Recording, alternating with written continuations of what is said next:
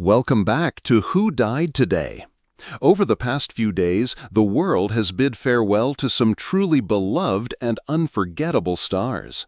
In today's episode, we pay heartfelt tribute to these remarkable lives and the legacies they've left behind. Before we begin, we kindly ask for a moment of support. If any of these stories have moved you or reminded you of someone special, please give this video a thumbs up to honor their memory. Thank you. Number 5. Arte Johnson's The Comic Genius Who Made Silence Speak. Today, we remember the man behind the trench coat, the tricycle, and that iconic phrase, "Very interesting." Arte Johnson, a master of absurdity, a legend of laughter. If his voice ever made you chuckle, if that yellow raincoat or park bench skit brightened your day, please take a moment to like this video, and let's keep his smile alive. Cue old clips of Arte toppling from a tricycle or leering comically from beneath a cap, delivering his classic line, "Very interesting, but stupid." Born Arthur Stanton Eric Johnson on January 20, 1929, in Benton Harbor, Michigan, he was raised by a lawyer father and a loving mother. Arte discovered his gift for character voices and dialects early, a talent that would define his career. Despite his manic on-screen energy, Arte often described himself as introspective and bookish. He loved literature and once worked at Viking Press before finding the stage.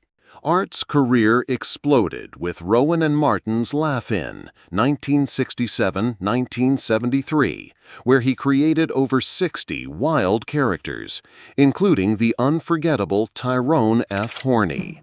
He later starred in Love at First Bite, 1979, voiced audiobooks, and made dozens of TV appearances. If you remember one sentence for every hour you take in school, you're a well-rounded person. Arte was treated for non-Hodgkin's lymphoma, but ultimately passed due to bladder and prostate cancer. He died peacefully in Los Angeles on July 3, 2019, with his beloved wife, Gisela, by his side. Arte Johnson made laughter an art form, a joyful whisper in the chaos of life. His comedy still echoes today.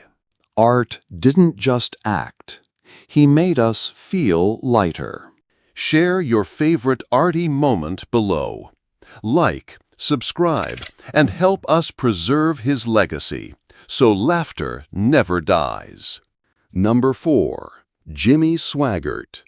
His voice once saved millions. Now it's silent forever. He was the voice that thundered across nations, the preacher who wept as millions watched. And now that voice is silent. Today we remember Jimmy Swaggart, the firebrand who stirred souls, stumbled in front of the world, and still stood tall. If his words ever touched your heart, please give this video a thumbs up to honor his memory. "I have sinned against you, my Lord." That moment shook a nation. A preacher, broken, human, repentant. Born March 15, 1935, in Faraday, Louisiana, Jimmy Lee Swaggart grew up poor but spiritually rich. Church was his refuge, his grandmother's Bible his guide. He preached revival from broken-down cars, sleeping in church basements. He believed, even when engines stalled, even when hearts did. Jimmy Swaggart began building his ministry in the 1960s, founding the Family Worship Center in Baton Rouge, a sanctuary that would become the heart of his message. By 1975, his voice reached beyond the pulpit, launching a global television ministry that soon touched lives in over 140 countries. At the height of his influence in the 1980s, Swaggart's broadcasts inspired millions, and his ministry was generating nearly $500,000 daily. But in 1988, a tearful public confession of sin led to his suspension from the Assemblies of God, marking the first of two major scandals. Another followed in 1991, further shaking his public image. Yet despite the setbacks, from the 1990s through the 2020s, Jimmy Swaggart continued preaching, humbled, weathered, but unwavering in faith. "God is patient with us," he once said on TV, "not just a line, but His truth." His health declined in recent years. Still, he preached. Still, he sang. Jimmy Swaggart passed away on June 30, 2025, in Baton Rouge, surrounded by family. He was 90. His son Donnie said, "My father was flawed, faithful, and full of fire." One fan wrote, "He taught me to pray and how to rise after falling." Swaggart redefined televangelism. He rose, he fell, but never stopped believing. He was never perfect, just persistent. If he moved you, share your thoughts below. Like, comment, and subscribe.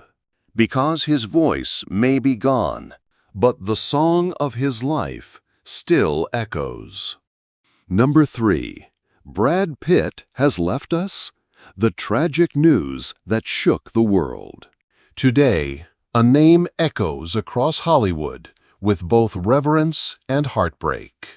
Brad Pitt, a man whose face launched 1,000 movie posters, whose voice carried emotion through decades, and whose spirit made us believe in beauty beyond fame. Rumors are swirling, whispers growing louder, tributes pouring in. Is it goodbye? We're here not to confirm the worst, but to reflect, honor, and hold space for a man who shaped our generation. Before we reveal the truth, and it is one you need to hear, please give this video a like, to show your respect, to hold space for every performance that made you cry, smile, or simply believe. He wasn't just an actor. He was our mirror of youth, love, rage, and resilience. Bradley Pitt was born December 18, 1963, in Shawnee, Oklahoma, and raised in Springfield, Missouri. A boy who once dressed as a chicken to pay rent would one day become Hollywood royalty.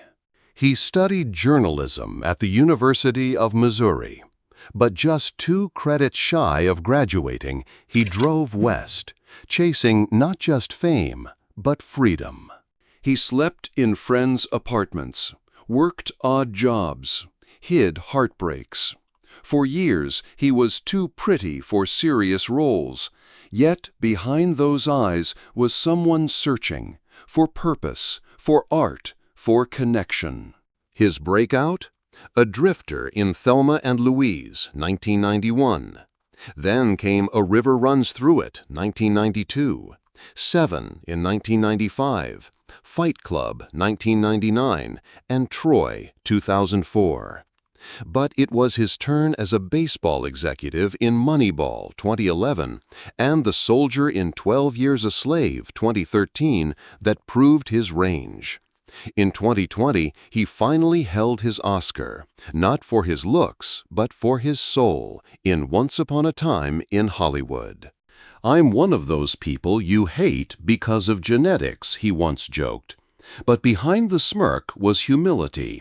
"Fame is a bitch, man," he confessed, "more burden than blessing. You know, if my grandfather doesn't like my movies, I know I've still got work to do." He's battled more than roles. A difficult divorce, a custody battle, even publicly confronting his own addiction. He's admitted to struggles with alcohol, with anger, with being enough. But through it all, he stood up, cleaned up, and showed up. And now, with all this swirling, let's make this clear. Brad Pitt is alive. He's here, still breathing, still creating, still healing, and still Brad. As the world held its breath, tributes poured in. A fan on Instagram wrote, "If I lose Brad, I lose my youth." Another said, "He taught me how to dream, to rage, to love." He redefined masculinity, tender yet strong. He became a producer of truth, giving voice to stories like 12 Years a Slave and Moonlight.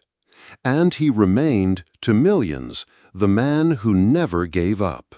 In a time where we've lost giants, from Robin Williams to Chadwick Boseman, we're reminded how fragile even the brightest stars can be. Brad, if you ever see this, we love you. Not for your face, not for your fame, but for your fight, your vulnerability, your truth. Yes, there were storms. The divorce, the media scandals, the tabloid wars. But who among us is unscathed by time? What matters is how we rise. He may not be gone, but today we remember what almost was and why his story matters. Because one day it will be the last curtain, but not today. Not yet. Brad Pitt is still here. Let's pray for his health, his peace, and the unwritten chapters still to come. If Brad ever touched your heart, leave a comment below. Tell us which film made you feel seen. And help us keep this legacy alive by liking, subscribing, and sharing this tribute. We are not just fans. We are witnesses to greatness, and the man behind the name. Brad Pitt, we're still with you. Number 2, the man who silenced a crowd with a whisper, David Hofmans' final ride. He was the man who never raised his voice, yet the world listened when his horses ran. Today, we say goodbye to David Hofmans, the quiet giant of the racetrack, whose heart thundered louder than any hoofbeat. If you ever believed in underdogs, please give this video a like. Because David wasn't just a trainer. He was hope, walking quietly among legends. Born in Los Angeles, David fell in love with racing through his father. But it was friendship with Hall of Famer Gary Jones that sparked a 50-year journey. His first win came in 1974, his last just weeks ago. He stunned the world in 1996 when 1-9 Alphabet Soup beat Cigar in the Breeders' Cup Classic. A year later, he crushed Triple Crown Dreams with Touch Gold in the Belmont Stakes. He trained long shots and made them legends. Yet behind the fame was a humble soul. When asked about his success, he only said, "I just tried to do things the right way." His wife, Linda, confirmed the heartbreaking news. The cause of death is pending. His final tally, 1,085 wins and millions inspired.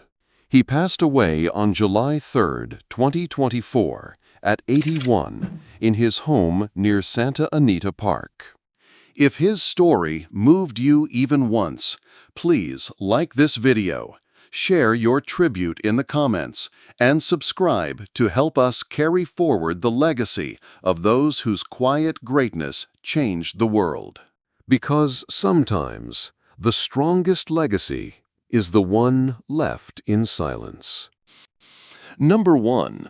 Goodbye, Lia Thomas. The truth